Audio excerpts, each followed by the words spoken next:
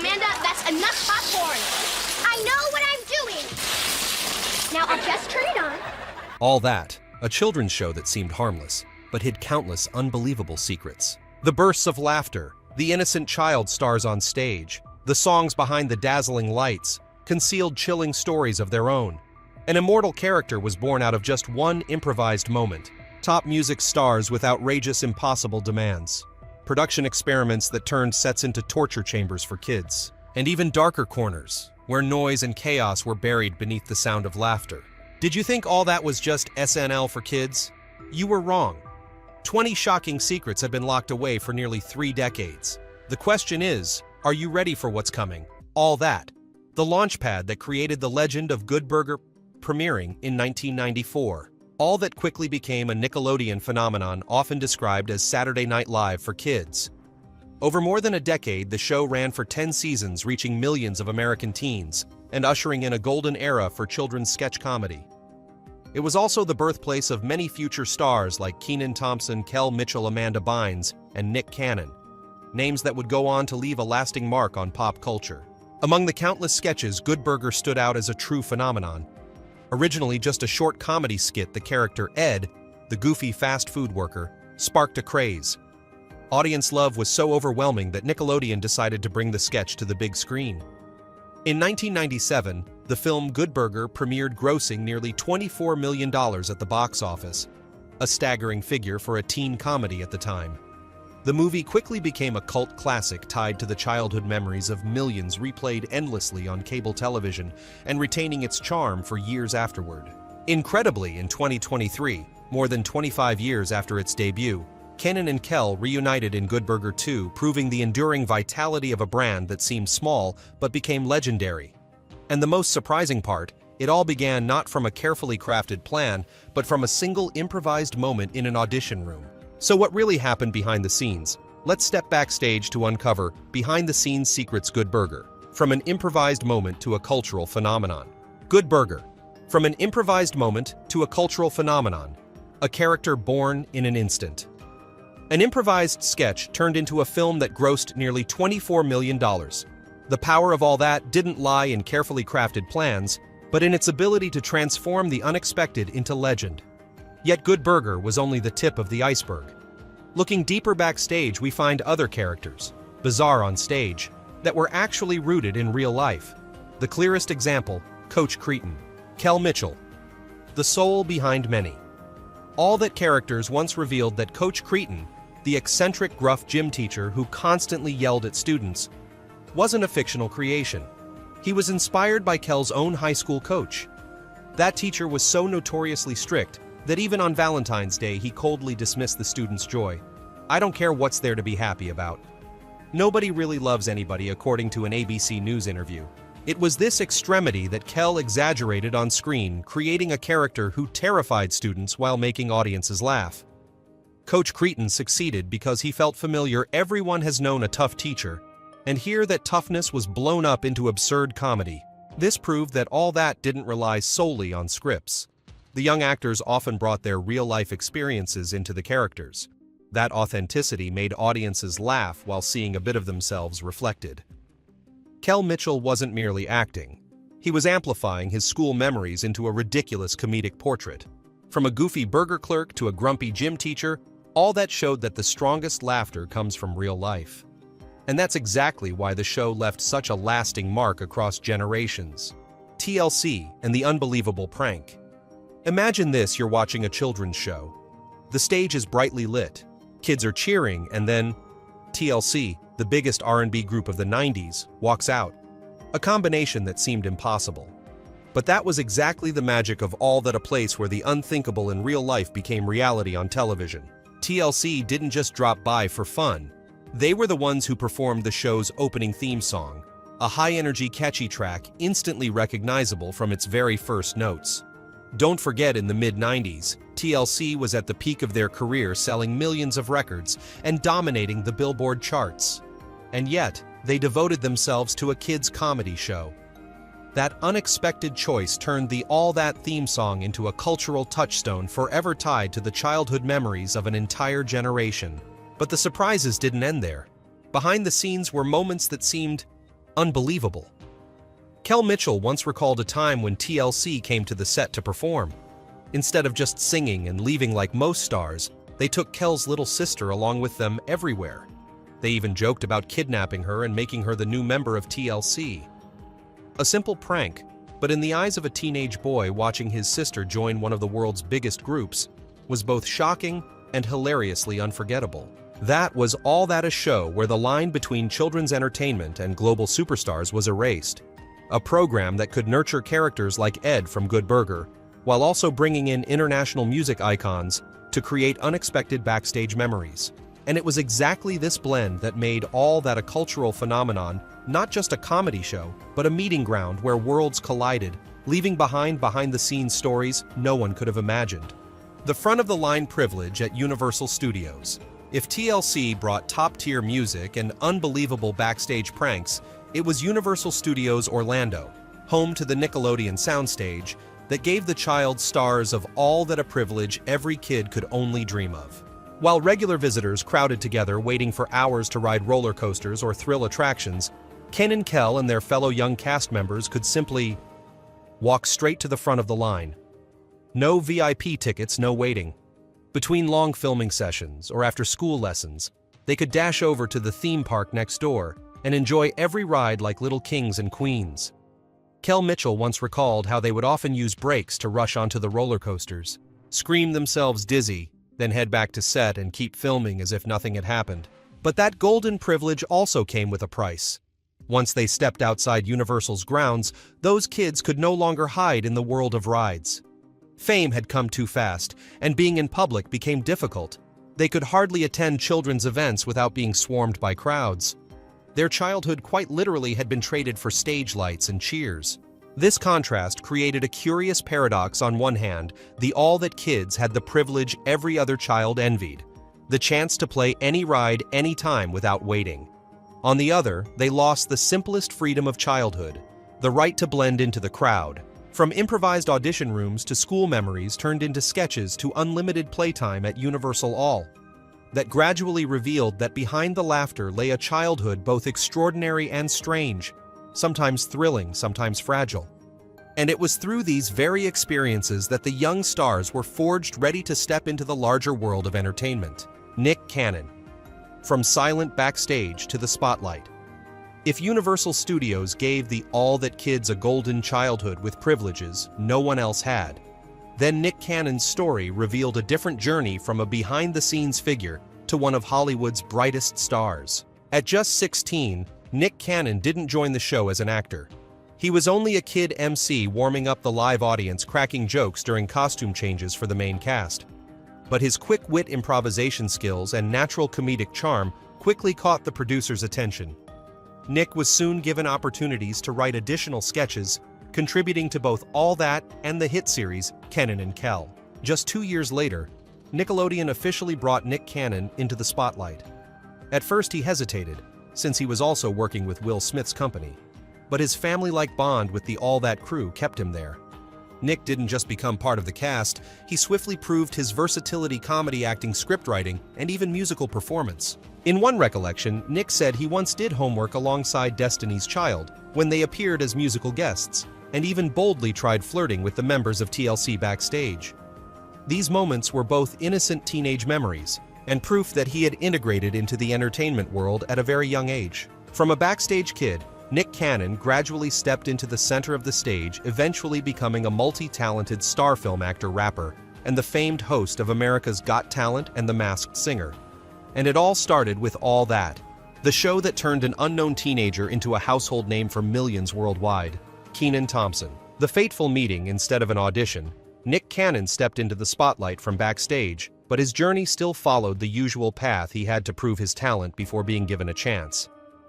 Kenan Thompson's story, however, was completely different, a turning point that came suddenly without following any rulebook. In 1994, Kenan was just 16, having recently left an impression with his role in D2 The Mighty Ducks.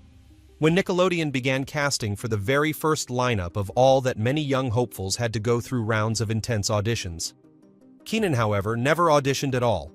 He simply walked into the producer's office. No script, no elaborate performance, Just pure teenage confidence, he leaned back, put his feet on the desk, and cracked a joke. "So, what can I do for you guys?" In just a few seconds, Keenan's charm and personality had the whole room bursting with laughter. No audition, no multiple evaluations. He was chosen on the spot. A bold decision, but time proved it to be the right one. Keenan quickly became one of All That's cornerstones, winning audiences with his smart, sharp, and spontaneous style of comedy. From those teenage years, he was already paving the way for a long-lasting career, eventually becoming a pillar of Saturday Night Live, where he holds the record as the longest-serving cast member in the show's history. If Nick Cannon exemplified persistence step by step, Kenan Thompson was the perfect example of right time, right place, right person, where one meeting opened the door to a brilliant career.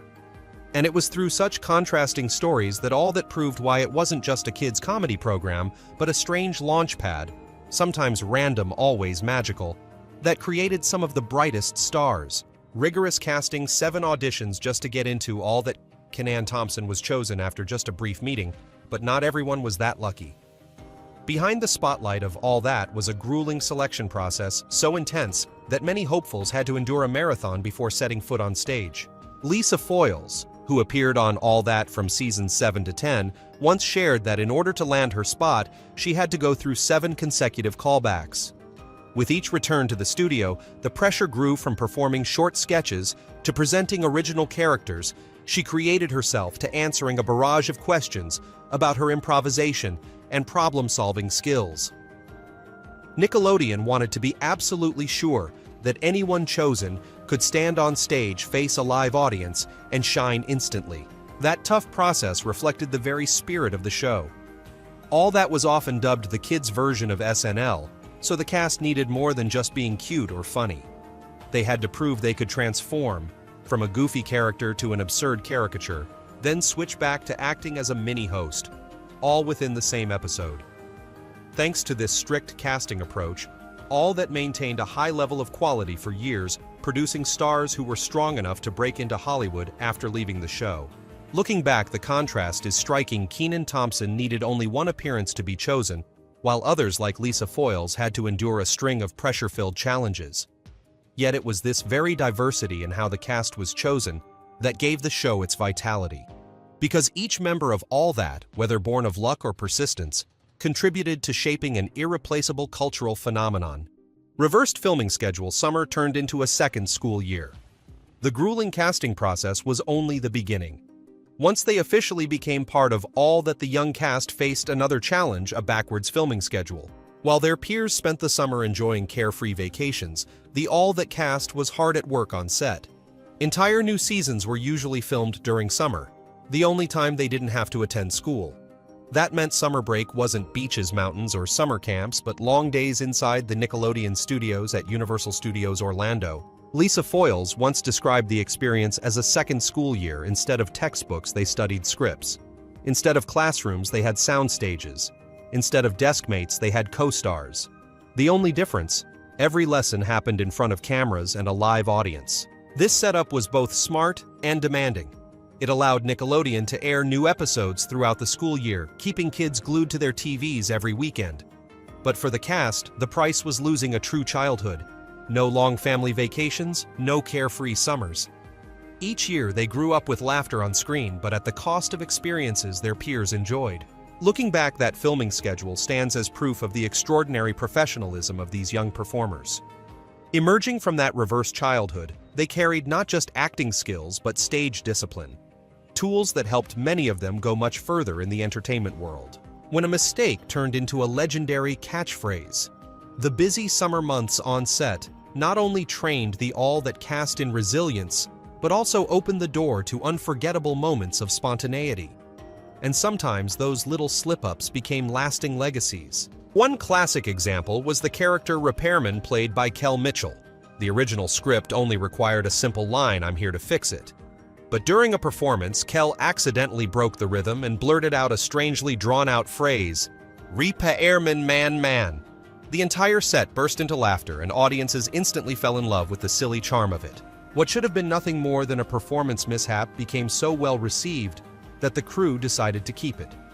From then on, the catchphrase, "Repairman man" became a highlight forever tied to the character and eagerly anticipated by viewers each time he appeared. A random mistake had turned into a personal trademark, elevating a minor role into one of the show's iconic characters. This story reflects the creative spirit that defined all that, not just sticking to the script, but encouraging young performers to embrace accidents and turn them into new material. In that world, the line between wrong and right blurred. As long as it made the audience laugh, it was a success. From this, we see a truth about children's comedy: spontaneity always triumphs over pretense. And it was precisely this authenticity that helped All That rise beyond being just a TV show, becoming a collective cultural memory. Celebrity guests and their outrageous demands. All That wasn't just a stage for child performers. Over its many seasons, the show welcomed a wide range of celebrities, from athletes to singers to rappers. And their appearances often left behind some almost unbelievable backstage stories. Skateboarding legend Tony Hawk once appeared in a sketch. The script required him to shout, "But I'm Tony Hawk," as a punchline. But Tony refused. He worried the audience might see it as arrogant, so he flatly declined to say the line. His unexpectedly humble attitude forced the writers to make changes right there on set. In the end, the character still worked, and Tony Hawk left a lasting impression as an unusually down-to-earth star. On the flip side, rapper Sean P. Diddy Combs stunned the crew with his backstage demands. He wanted his dressing room decorated with white lilies, equipped with a full-length mirror, and filled with scented candles, all just to prepare for a performance that lasted barely 2 minutes. The extravagance might have seemed absurd for a kids' show, but it also reflected P. Diddy's signature A-list professionalism and insistence that everything around him be flawless. From Tony Hawk's humility to P. Diddy's perfectionism, All That became a place where the full spectrum of celebrity personalities converged.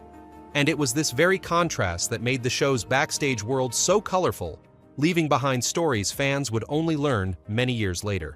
A surprise gift from Barenaked Ladies. If some guest stars left the crew exasperated with their outrageous demands, others created unforgettable memories. Among them, Canadian pop-rock band Barenaked Ladies offered one of the most special examples. Instead of simply performing and leaving, the band decided to surprise the entire production with a private concert right on set. No grand stage, no lights in front of thousands of fans, just the young cast, the crew, and spontaneous music filling the studio. Lisa Foyles, one of the later cast members, described it as a secret music party, a rare gift that allowed everyone to unwind after long, exhausting days of filming. For the young actors, having their music idols perform live just for them was nothing short of a dream come true. It transformed the familiar studio into a private concert hall where the distance between star and fan completely vanished. For the crew, it was proof of All That's unique family-like atmosphere, a place where artists came not only to perform, but often left with more memories than they brought in. That moment never aired on television, and audiences never saw it. But it was precisely these quiet behind-the-scenes gestures that sustained the spirit of the show, keeping it filled with the energy needed to captivate millions of viewers week after week. The secret behind sugar and coffee music and surprise gifts could make the set of All That feel warm and joyful, but not every backstage moment was so pleasant. Sometimes, in order to create bursts of laughter on screen, the young cast had to endure challenges, sweet to the point of suffocating. The clearest example was the famous sketch Sugar and Coffee. On screen, audiences laughed at two characters gulping down giant cups of coffee, piling in spoonful after spoonful of sugar. The scene was hilariously absurd, manic, and over the top. But few knew that the brown liquid inside those cups wasn't coffee at all. To get the right look without frothy overflow, the crew used flat Coca-Cola instead. And to make the sugar effect real, they added actual granulated sugar. It might sound harmless, but for the actors, it was a nightmare. Lisa Foyles, a cast member from 2001 to 2005, revealed that every shoot required her to drink that sticky concoction, and many times she nearly choked. The sugar wouldn't dissolve, clumping in her throat, forcing her to swallow while still keeping a goofy grin for the camera. She even admitted, "Sometimes it felt like I was about to choke on pure sugar, but at least it wasn't drugs," a joking attempt to mask her discomfort. The audience only saw wild laughter, but behind the scenes it was a real test of endurance. A few minutes of airtime meant multiple takes, repeated gulps, and the struggle of downing syrupy soda and sugar. This was a vivid example of how every funny moment in All That was built on unseen effort, those sweet sacrifices made to deliver laughter to an entire generation. When laughter turned into a chilling challenge. After the sticky, syrupy sugar coffee cups, Audiences might have thought that was the toughest ordeal the All That cast had to endure. But in reality, the backstage world held moments that were far more spine-tingling. Some sketches forced the young actors to come face-to-face with live insects and animals. Lisa Foyles once revealed in an interview that she had to put live cockroaches in her mouth, let giant tarantulas crawl all over her body, and even lie inside a glass tank filled with live frogs. All of it was done for just a few minutes of comedy on screen. For the audience, it was just a joke. For the actors, it meant suppressing sheer terror. Imagine a teenage girl who could have been sitting in a classroom or hanging out with friends being asked instead to face a massive spider in front of cameras and a live studio audience. And not only face it, but maintain a calm or goofy expression for the role. That was no longer acting, it was a true psychological trial. Foyles admitted bluntly, "This isn't for the faint of heart." Yet it was precisely the bravery of these young actors that made All That stand out.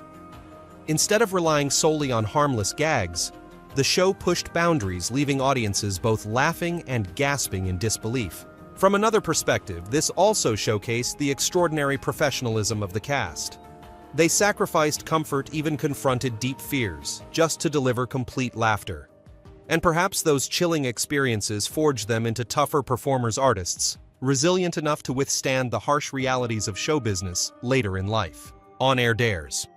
When laughter turned into a torture chamber.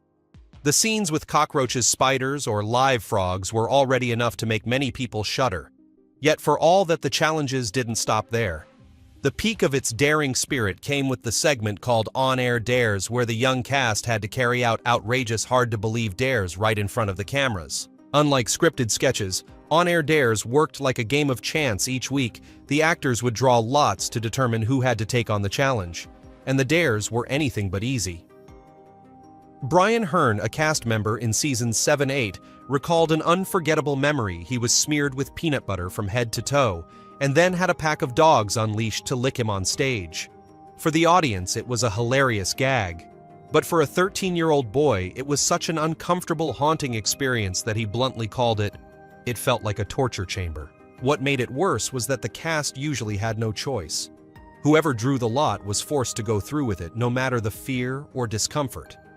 That sense of being compelled into laughter left some actors with unhappy memories of the segment. Hearn admitted that every week when it was time to film On-Air Dares, he lived in constant dread, never knowing what bizarre challenge fate would throw at him. For the audience, On-Air Dares was a unique highlight that produced explosive laughter. But for the cast, it was a clear reminder of the price of fame. To keep the show fresh, they had to endure experiences that no ordinary childhood would ever have to face. Angelique Bates, smiles on screen, tears behind the curtain. The challenges of On-Air Dares were already enough to make audiences realize the price of laughter. But behind the stage, there existed a truth far darker, not a sketch, but real life. This was the story of Angelique Bates, one of the child stars who appeared in the very first season of All That. At the time, Angelique was just a teenage girl thrilled at the chance to be part of the biggest comedy show for kids. On screen, she played her roles with joy, bantering with castmates to bring laughter to millions. But off-camera, Angelique faced a pain few could imagine: abuse from her own mother. During filming, many crew members reportedly overheard shouting, and even the sound of physical blows coming from Angelique's mother. She was often scolded harshly right on set, in the very place that was supposed to be safe and creative. Angelique later recalled that sometimes she broke down sobbing, yet instead of receiving protection, she was met with chilling silence from those around her. The most painful part wasn't the beatings themselves, but the attitude of the adults in charge. Angelique shared that no one truly stepped in. Some even advised her to stay quiet, to just endure it so it wouldn't damage her career. And so after 2 seasons, Angelique left All That carrying deep emotional scars, even though she continued to pursue an artistic career later on. Her story stands as a dark cut in the otherwise vibrant canvas of All That. It's a reminder that behind the bursts of laughter and the bright stage lights, there were hidden cries, real tragedies that never made it to air. When laughter was overshadowed by discrimination, Angelique Bates's story exposed the painful dark side of a child star's private life. But the tragedies of All That weren't limited to family abuse. Even on set, the very place that was supposed to be a home for creativity and equality, there were other cracks: the discrimination that 2 black cast members, Brian Hearn and Giovanni Samuels, were forced to endure. Brian Hearn, a member during seasons 7-8, recalled being directly called a charcoal because of his skin color by an adult on the crew. For a teenage boy, those words were not only insulting but also planted deep scars of shame. On top of that, many of his roles were confined to stereotypes like the rapper Lil Fetus, making him feel more like a punchline than a true performer. Giovanni Samuels, the rare black female face on the show at the time, shared equally bitter experiences. She often wasn't provided with hairstylists who could handle her hair type, while her white castmates always had professionals at the ready. At times, Giovanni even had to endure scenes that she described as torture, such as being forced to drink thick, slimy liquids, comparing the experience to waterboarding, a notorious suffocation method. In a children's show where laughter was supposed to be the main weapon, these two young performers had to brace themselves against feelings of isolation and being undervalued. They admitted they leaned on each other for support because without that bond, the pressure might have crushed their childhood and their faith in acting. The stories of Brian and Giovanni reveal a sobering truth: not every spotlight shines bright. Even in the seemingly carefree world of all that, there were shadows kept hidden for years, only brought to light when those who lived through them finally spoke up. Dan Schneider, the mogul behind All That and the controversies that never end. The stories of Brian Hearn and Giovanni Samuels make one thing clear: the bright stage lights were never enough to erase the shadows backstage. And when it comes to the figure who held the greatest power at Nickelodeon during that era, all paths lead to one man: Dan Schneider. Schneider was the co-creator of All That and served as executive producer for many of its seasons. He was once praised as the father of a string of hit teen series, such as Kenan and Kel, The Amanda Show, Zoe 101, and iCarly. With his talent for discovering and nurturing young stars, Schneider practically decided who would rise and who would fade within the Nickelodeon universe. Many former cast members admitted if Schneider liked you, you could land your own show almost immediately. Kenan, Kel, Amanda Bynes, Nick Cannon all rose to fame thanks to his guidance. But alongside that glory came widening cracks.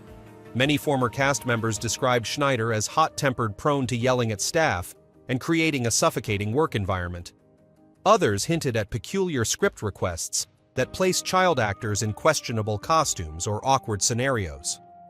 By 2018, Nickelodeon officially ended its partnership with Schneider after an internal investigation, though the details of its findings were never publicly disclosed. In the eyes of audiences, Schneider is both the architect of their childhoods and a name forever tied to scandal.